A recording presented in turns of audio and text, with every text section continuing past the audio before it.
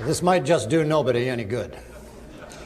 At the end of this discourse, a few people may accuse this reporter of fouling his own comfortable nest, and your organization may be accused of having given hospitality to heretical and even dangerous ideas.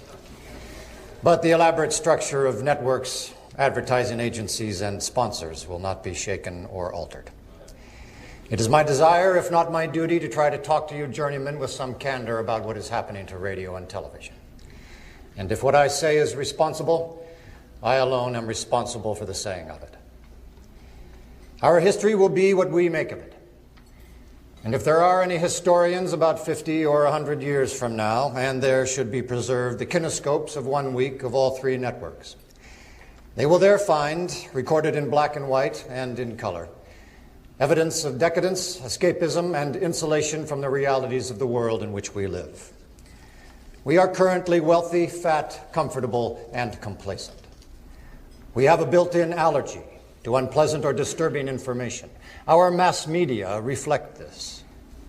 But unless we get up off our fat surpluses and recognize that television, in the main, is being used to distract, delude, amuse, and insulate us, then television and those who finance it, those who look at it, and those who work at it may see a totally different picture too late. I began by saying that our history will be what we make it. If we go on as we are, then history will take its revenge and retribution will not limp in catching up with us. Just once in a while, let us exalt the importance of ideas and information.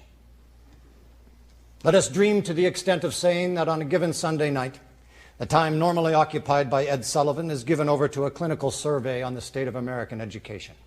And a week or two later, the time normally used by Steve Allen is devoted to a thoroughgoing study of American policy in the Middle East. Would the corporate image of their respective sponsors be damaged? Would the shareholders rise up in their wrath and complain? Would anything happen other than a few million people would have received a little illumination on subjects that may well determine the future of this country and therefore the future of the corporations? To those who say people wouldn't look, they wouldn't be interested, they're too complacent, indifferent, and insulated, I can only reply, there is, in one reporter's opinion, considerable evidence against that contention.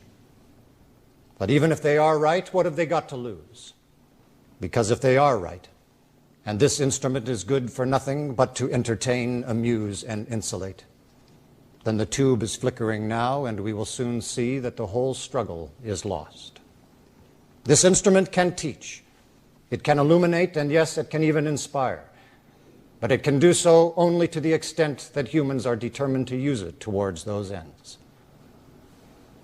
Otherwise, it is merely wires and lights in a box. Good night, and good luck.